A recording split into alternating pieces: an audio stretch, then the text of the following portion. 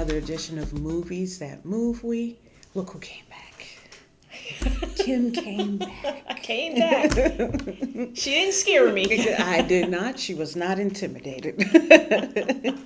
So today we're going to be talking about Spike Lee's movie BlacKkKlansman, which is based on the book by Ron Stallworth, who's the main character of the story.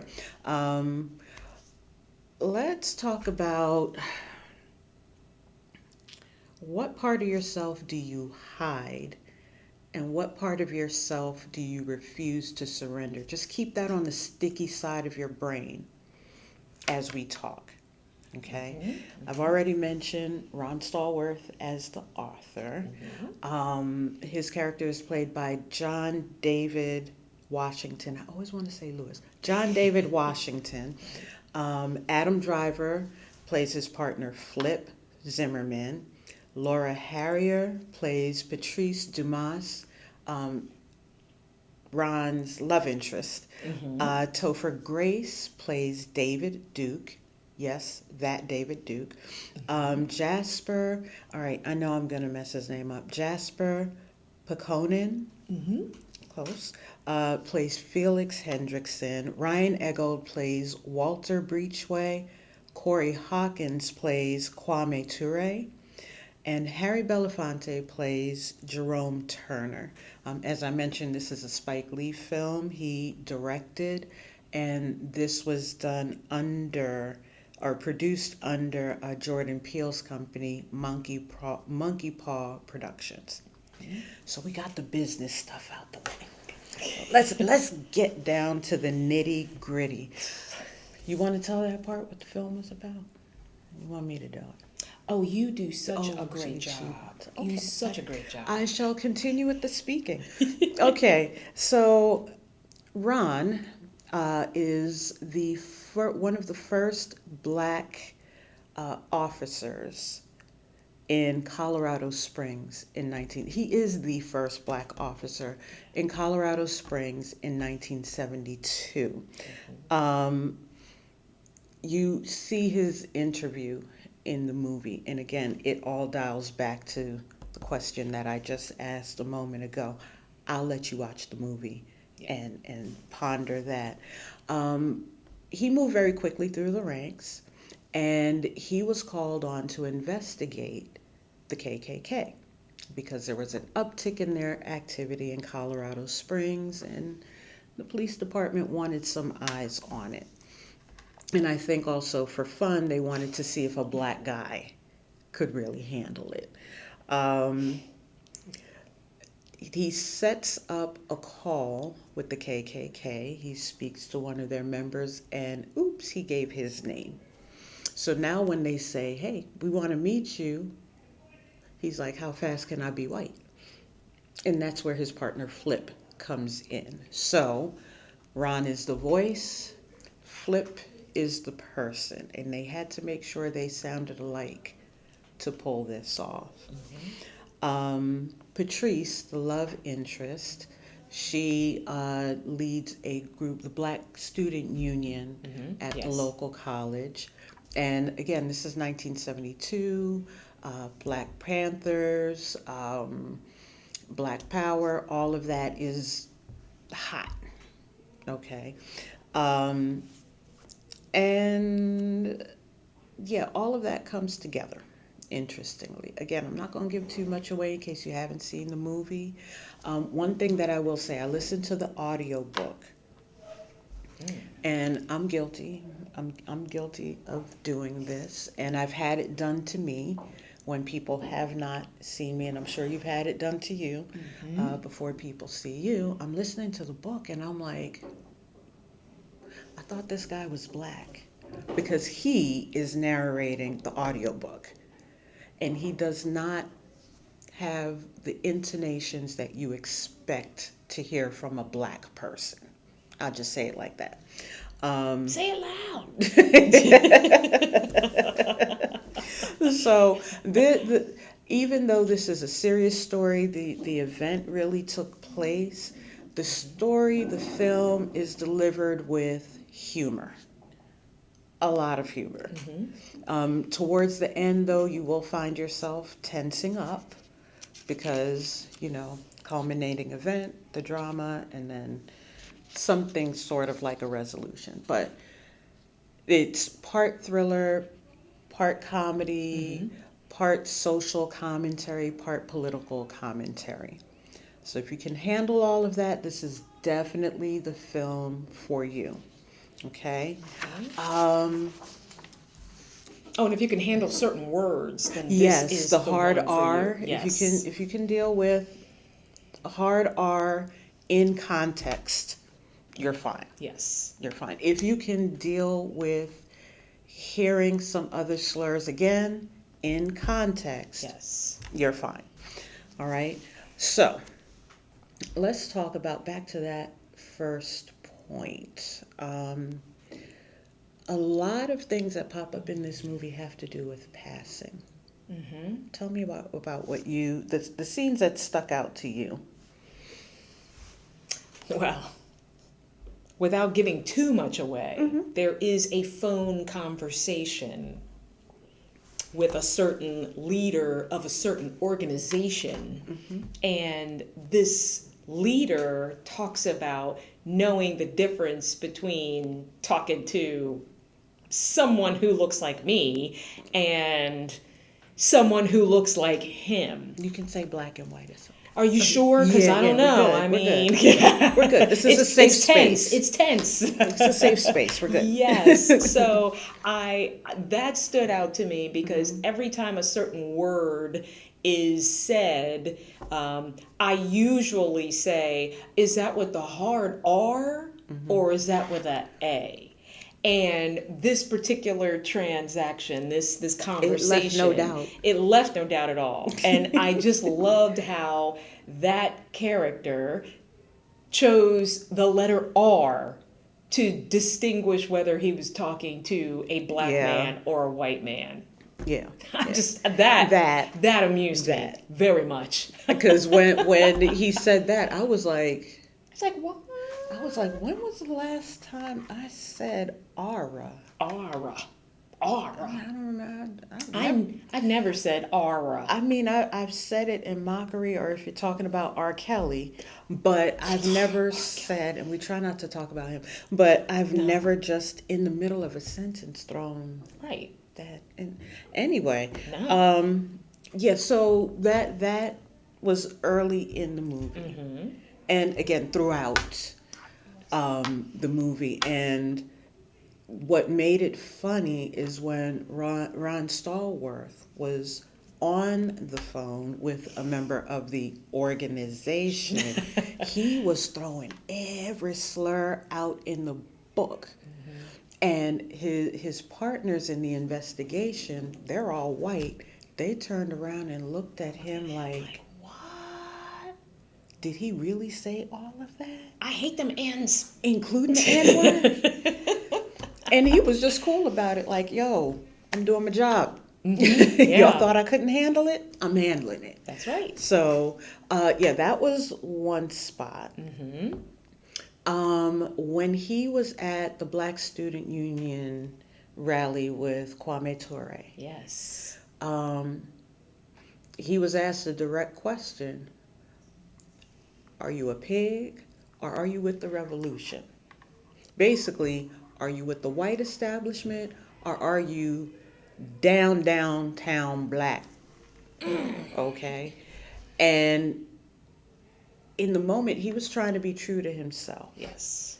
And so he kind of diverted the question a little bit, but eventually had to say, I'm down.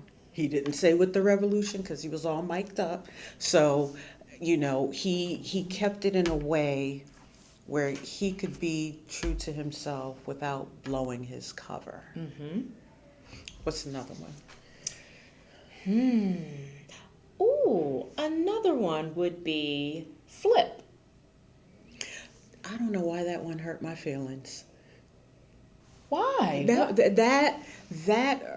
Okay, you tell your part, I'll tell you my part. Okay. Okay, because there were a lot of different ones, but we'll just talk about Flip, whose actual first name is Philip. I yes, but he's nicknamed Flip. Um, in the beginning, when he was doing buy-in, trying to do buy-in to this whole thing of I'm the white face Right. of this whole organization thing. Excuse me. He apparently had the Star of David, the necklace, and he was asked if is that the Jewish star? He's like, it's a Star of David. And being asked if he was Jewish, He diverted. he the diverted. question. He diverted. It's like, does that make me Jewish?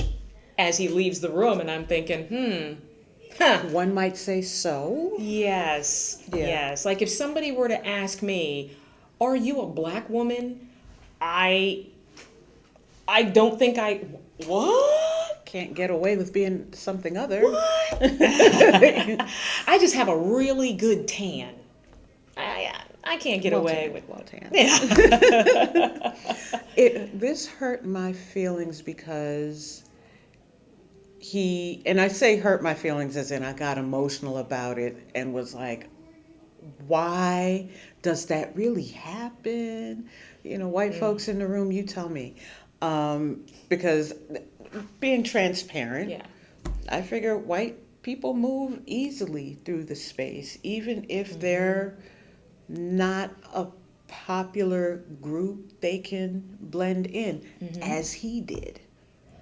Yeah. Okay, and he spoke to that later on, and he was like, I'm Jewish, but I wasn't raised Jewish, Right. and now I'm having to deny that part of myself. And it's like, And he never even really thought about it. He just thought about being a white kid. I'm like, that's a come to Abraham moment if ever there is one, because it's like, all right, I can't deny that I'm this thing anymore, because now I have to sit here and speak against it to Yes. people who, if they knew who I was, they would kill me right away. Right.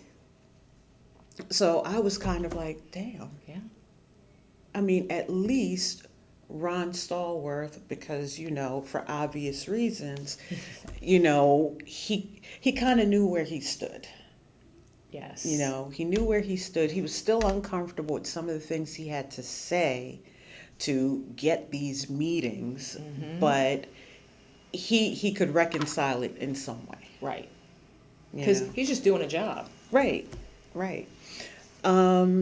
We talked about the Black Panther, Ron, because Patrice was the Black Student Union president that was asking him, are you a pig? You asking a lot of questions. What? Yeah.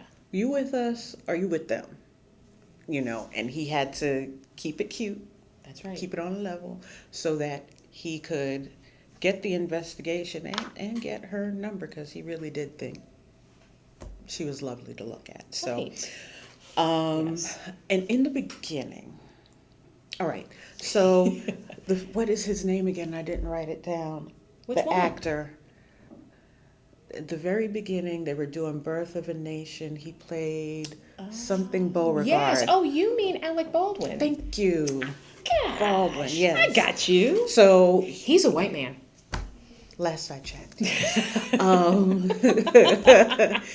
The movie opens up with him standing in front of the screen delivering a speech, and what's playing is The Birth of a Nation. Okay, and so he's sitting here and talking about how they're being robbed and savages and the this and the that, and someone in the background is saying yes, say that. That's oh yeah, very good. And they're cheering him on while he gives this speech, and it plays again towards the end of the movie when there is a clan meeting, celebration, initiation, It is dinner. all of it. Yeah. And Ron Stallworth is at the back of the room spying through a window. They know he's there. I'll explain that in a second. They know he's there. But he's observing the activity through a window. And they're watching the birth of the nation, and you got to think this is like 1972, 1973, somewhere between 1972 and 1975, we'll say. And these, let's call them what they are, racists, are sitting here watching this film, which by that time was what, maybe about 50, 60 years old? Yeah, about 50 years old. That's all right. They're watching this like it was just made yesterday. With popcorn. Yeah. I mean, they are Get 'em! Get 'em! yeah, totally into it. And the thing is, I encourage you to watch it as a point of film history. Yes. And as a part of Black history, watch it. But we can look at it now, and I'm sure they saw it then, because this is one of the first films made in the United States, how hokey it was. You know, you got white guys who are partially painted black, and they are pretending to chase down white women and what have you. But Those they savages. they were watching it just like this is brand new. And so that scene was, I think, intentionally a spectacle. You know. Yes. And, you know, he watches this whole thing play out. I think that's another one of those moments where it's like, I know who I am as a Black man. That's who they think I am. Right. And Yeah. even the staff that was serving them was Black folks. Yes. Well, except for the two white women at the end who were very excited about that movie. Yeah, so it was interesting. Bonus information, and we were talking about this before I turned the camera on. The use of the word frog as a slur. So if you've seen the movie, in the beginning, Ron Stallworth, when he first started his position, he's working in the file room. And the white officers come in and they show the picture of one of the criminals, an inmate, and they throw the folder at him with the picture and they say, yeah, I need you to find this frog. And that's what they kept calling him. And one of the officers, who was just outright racist, didn't like the fact that Ron was there, made it a point to try and sabotage what he was doing. He came in and threw frog out there. Ron didn't say anything. He took it, because when you are the first at something, you're going to have to take a lot of, pardon my French, shit. And he was taking it. And then the guy called him a frog. He was like, frog, what are you going to do, frog? And I'm sitting there like, I've never heard frog used as a slur against Black people. Why frog? Right. So I had to look it up because, you know, do my diligence and help you guys out as you're watching it. So frog is a slur used by the British against the French.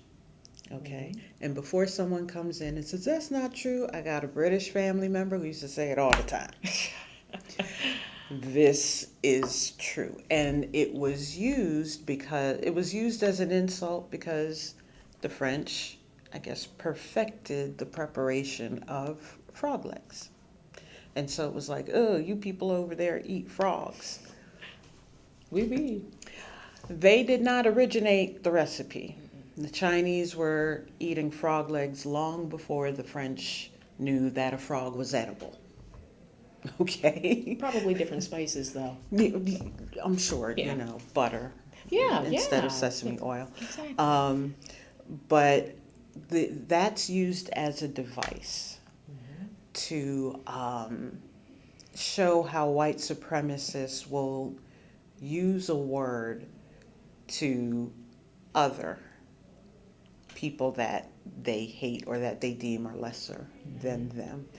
Even flip.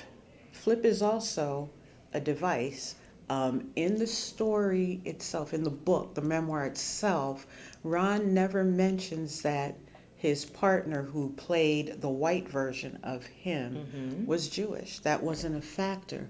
But that was added to the story again, I think, to show how this applies to white people too. This isn't just a white supremacist group hating just black people. They didn't like the Jews anymore. They don't like the Jews any more than they like black people. Right. So I thought that was an interesting way to present, all right, the othering, because you can't say it's just black people complaining about something non-existent. It happens to white folks too. That's right. Okay. So what else do we have here? Oh, Spike Lee. All right. So interesting fact. This you know how broad his catalog is. Right. Okay. People swore Malcolm X should have gotten an award, and it should have, because that was amazing. Again, another film based on a biography. Right. And he told the story spectacularly well. Denzel Washington, Yes. John David's father, acted the mess out of that role, convinced you by the time you were halfway through the movie you weren't seeing Denzel, you were seeing Malcolm X. That's right. Out of all of the films Spike Lee did, this is the only one that won an Academy Award. The only one. That's interesting. And I think it was for cinematography. I have to go back and look it up. This is the only one he won, beside an honorary one that was given to him. Okay. Interesting. So, think about that. We've been doing blaxploitation films, and while this isn't blaxploitation, it kind of pulls from some of those things, because Ron Stallworth is the black hero of the story. He's the police officer. He overcomes a whole lot of crap, and in the end, he kind of sort of does disrupt the Klan. Yes. Okay, and that's not a spoiler alert, because there's a little more to it. Right. The one thing that Spike Lee does, and when he saw it, when I saw it, I was like, he found a way to fit it in here too. The dolly shot. Yep. Loved it. That's his trademark. We should do the dolly shot today. We don't have a dolly. Jeez. Next time. We'll work on that. Budgets, budgets. Yeah. So, Spike Lee is really good at telling these stories and putting the things in there. Like I said, the devices that he used with the slur, frog, and even with making Flip Jewish. He knows how to get down to the message, and I think he's gotten better. Oh, yeah. About slipping it in there versus beating you over the head with it. Right. I think I appreciate that about his films now. How about the lighting?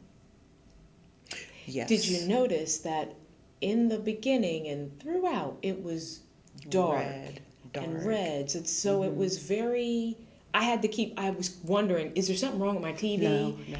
But then towards the end, when all of the organization was there, then it was light. And when Harry Belafonte was explaining the history, it was light. I felt like that was dark and crowded. Yes. It was a contrast to what was going on at the Klan meeting, because they were spread out, they had tables, and they were being served, while at the student union they had posters showing the lynchings that had happened previously, and Harry Belafonte's character was talking about that. What was his character's name again? Jerome Turner. Yes. And forgive me, I did not pick up the name.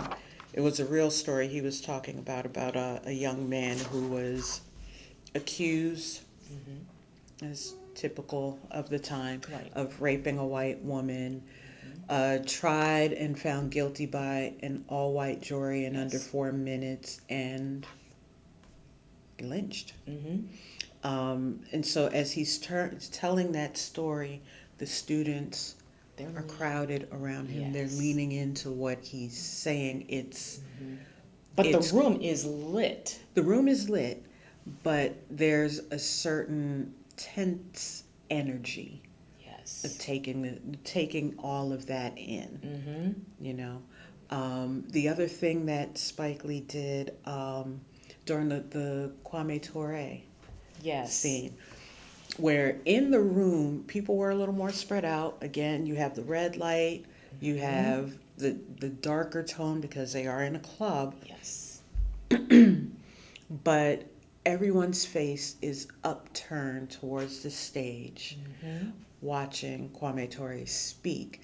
But what Spike did was he kind of separated some of the faces. So you'll have someone here, and then you remember those pictures we took in school when we were kids, where it was us sitting like this, and then there was our head hovering somewhere over here, looking at God knows what. He kind out of the did darkness. Yes. Kind of so, weird. And that's what he did. It was the black background, this person with an afro, like a jacket, dressed for the 70s, and then there was another person behind them, both heads upturned, and he would flash back to the stage and then come back, and it was a few people, but all you really saw was this part of their face. So it's like it became artwork, but it was them intensely listening. So he's real good with the visual storytelling, using the effects, and he finds a way to use that dolly every single time. Every time. Every time. I'm not mad about it. I'm not mad about it at all. And for the young kids out there that don't know what we're talking about, just watch the movie. You know what? Watch that movie or watch Crooklyn. Yeah. Watch Crooklyn. Coming of age story. Family appropriate. That's a good Spike Lee movie for the childrens. That is. And John David Washington. So I mentioned in the beginning this was his first big film role. I think I saw an interview recently where Denzel was talking to Spike Lee because they're like this, you know, as far as their work relationship. Denzel has done a plethora of Spike Lee films. Okay. And so they have a good relationship. But I remember him in an interview saying that he told his sons that if they wanted to get into this business, they got to do it on their own merit. Yes. Like, you're not going to be dropping my name. And John David in an interview said that, you know, he doesn't want to be recognized as Denzel's son. Right. You know, he's John David. And I'm like, that's a little bit difficult to take on sometimes because you sound just like your daddy. But he really did come into this on his own because when I first saw the movie, I didn't know who his dad was. He was just this really good looking guy who could wear afro wig well. Yeah. Exactly. and played a role that had me hanging on just like this, going, oh, he really did. You know, so no, he played the role well. I think, you know, his delivery, the humor, that the straight-faced humor most of the time that he delivered, as well as showing those moments where he was conflicted, where he almost said something, but then had to kind of back off of it a little bit and remember, okay, it's like in one expression, it's like, I'm a black man in a position, I'm the only black man in this position. I moved up the ranks quickly. This is not, they can take this from me easily because this is a test. Yes. You know, this is a test. So I got to make sure I keep my cool. And he did. He did. Almost to the end where he was ready to take that one guy's head off, but he didn't get fired for it because he pulled this thing off. Mm-hmm. He pulled it off, and he was a card-carrying member. He's the only black card-carrying member of the Klan. Of the Klan. I mean, that's hilarious. That is crazy. That is absolutely hilarious. I was thinking to myself, I'm like, I bet you that's his real card. That probably is his real card. And I think in the book he says he still has it. Mm-hmm. You know, hey, he paid for it for the year. I would. I'd be like, you know what? Look at me and look at this. Right? Right? No one would believe it. Nobody would believe it. The irony. Which is interesting. Mm-hmm. Let's talk about the other thing that no one would believe. What is that? At the celebration. Oh, yeah. Okay. All right. So let me say this. So I read the audiobook, and he describes that scene. And what you see in the film is what he described. Mm-hmm. But I was listening to it at work, and I almost went, bah! And I was like,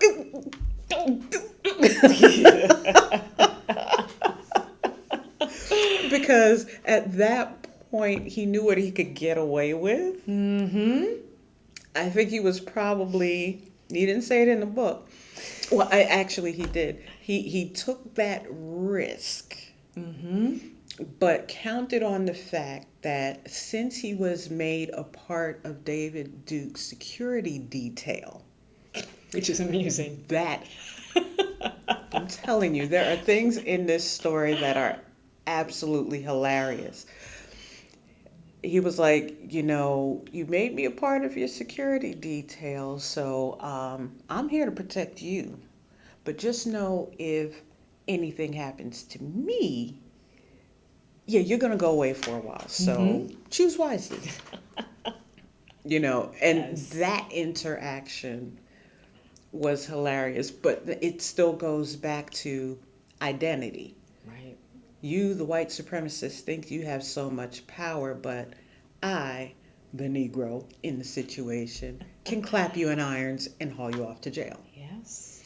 And at that moment, they didn't know for certain that Flip was in the room and he could have assisted in the arrest. Mm-hmm. So it's like there was so much in that moment that was absolutely outrageous and comical. Yes.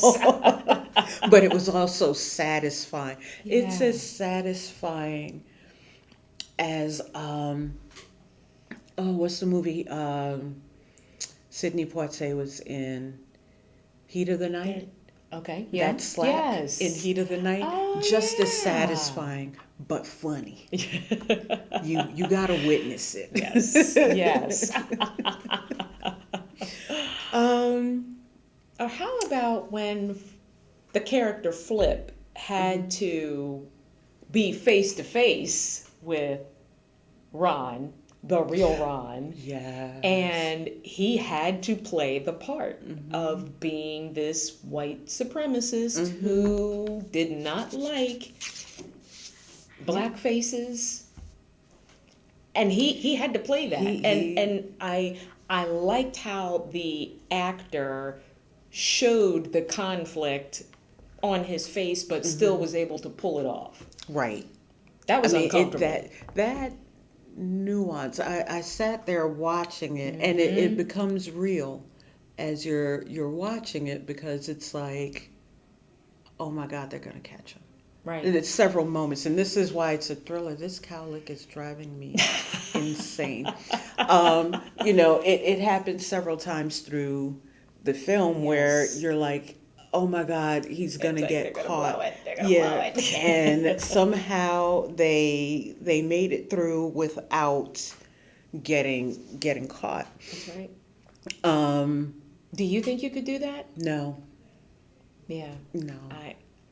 Mm-mm. Because the first time you call me a frog or something with the hard R, well, Well. now I'm like, hold my glasses Right. and It's like it's about to get real. say to my face, Right. knock it off my shoulder. Right. Yeah, no, I could not. That's very interesting. No, Okay. you gotta know your limits. Yes. You gotta know You your do have limits. to know your And limits. that's hard. You can't ask me to go in and at that level pretend to be somebody that I'm not. Yeah. Now, if you want to put me on the stage and Ah. say, okay, I need you to pretend to be, all right, how much are you paying? Right. I'm ready Let's for get my that in close-up. writing, right? Let's get that in writing. But in real life, oh no, I couldn't pull it off. I could not pull it off at all. Yeah. But for the context with the book, I think the film stuck very closely to the book. There were little things like I was trying to remember. He didn't talk about um, dating in the book or Okay. at what point he got married. Again, I was listening to this while I was working, so my attention at times was not completely there. So Oh, you were trying to work? why would I do that? Oh my gosh, what's wrong? You're right. What's wrong with me? Um, but in the movie, oh, what is her name? Oh, you mean Patrice's character? Yeah, Patrice.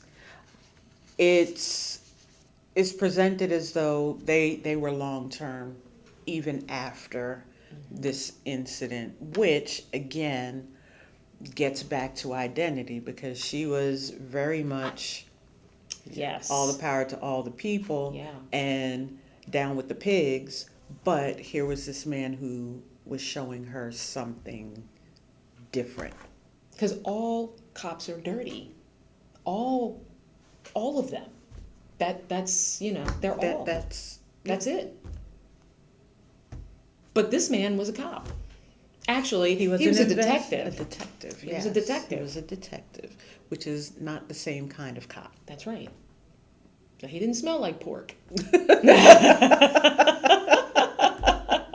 But that again was, I think you could look at every character that was presented, every relationship that was presented, and you see that conflict with identity or the challenging others about their identity. Yes. I have to say, the one that there are two that surprised me very much. So Topher Grace, I mean, most people probably know him from that 70s show as Eric Foreman.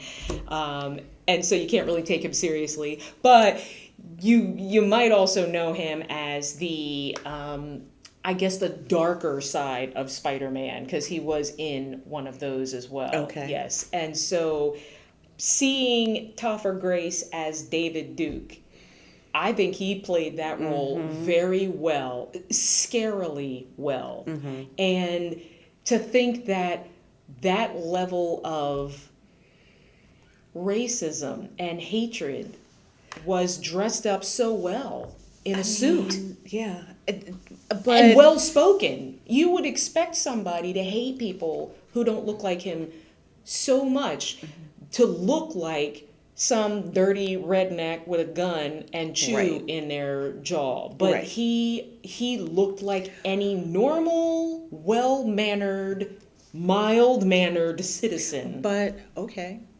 Remember, they wear sheets for a reason. They do. Okay. They do. And they even today are judges. Yes. Senators. Congresspeople. That is true. um, CEOs. Sheriffs. CEOs. Yeah. You know, they all dress up again. That identity. Yes. You know, being cloaked or being uncloaked, but still moving amongst the people. Mm-hmm. Because I seem to remember whose election was that? What election when he was running? Was that around Bill Clinton? Around the same time? Oh. Or was he running against Al Gore after Clinton? Mm-hmm. Yes. He came out and he presented like, oh, I just love black. I don't have a problem with the black people. I denounce the Klan. I'm not with them anymore. I got a bridge I want to sell you. Yeah. So, Right? you know, so yeah, Yes. it's just that comes up over and over and over. Yes. Where you see this theme of identity, hiding it, presenting it, shifting it. Yes. Mm-hmm. Yes. And then the other one, the name that you were hoping that you wouldn't tear up, the man, Jasper, who played Felix Kendrickson, uh, he just did a phenomenal job. I mean, I hated him. Right? And so that tells you he did great acting. I this can't think role. of anything else that I've seen him in, but if I see him in something else, I may just growl. Right? It's like I'm not that guy anymore. It's like I'm not that person in real life. I'm not. But I wonder what toll that took on Right. them. Yes. You know, if 'Cause they this had is to- they had not to- your belief system to Right. walk in and have to play hateful people. Right. You have to climb into that every day. You know, and how do you even begin to research that? I mean, I don't know. I don't know. They did a great job with it. Yes. As she said. I have no complaints about what they pulled together.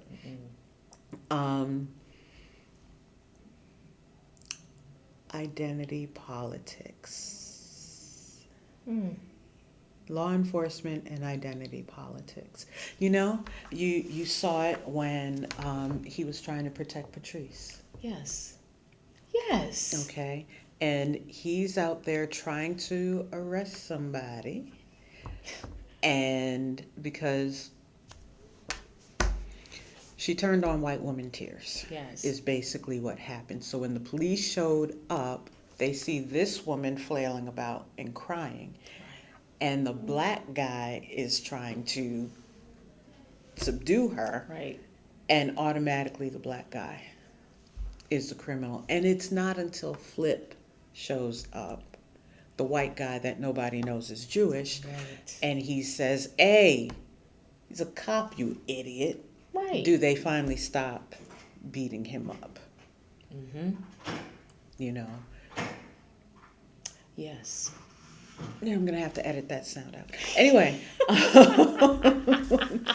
pardon, we're in a shared space. We're not getting beat today. No, It's not the sound. The ending. Again, this isn't giving anything away. I'm talking about the after credit ending.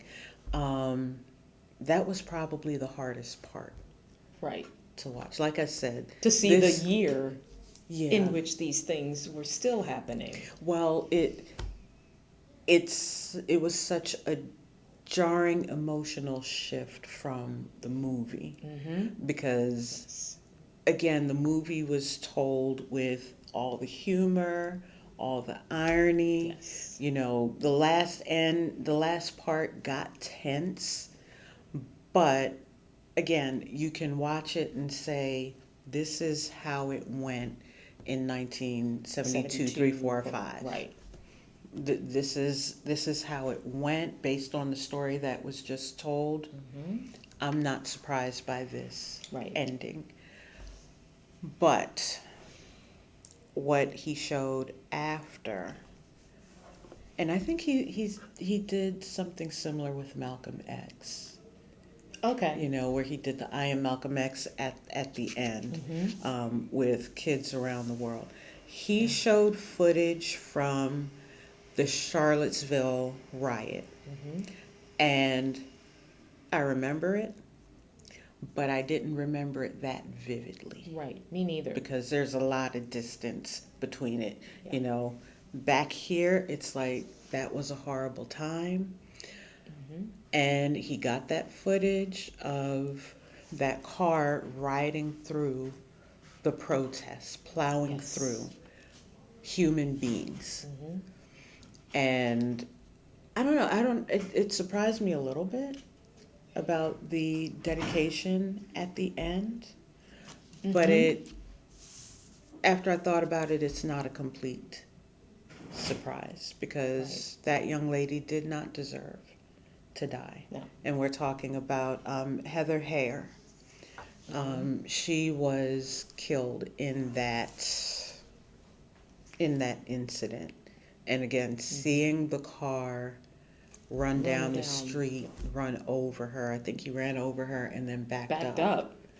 You know, and it was her and one other gentleman. I think he survived, but his leg was shattered. But that was just in 2017. Mm-hmm.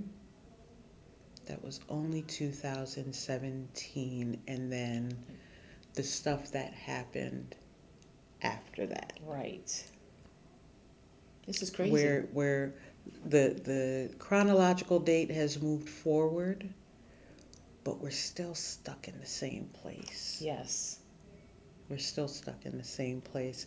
And again, this is kind of what a Spike Lee film does. It makes the political commentary, it makes the social commentary. He can find the irony and the humor in things, but at the end, there's a solid message. There really is. Solid message. Any closing thoughts? Yes. Make America great again.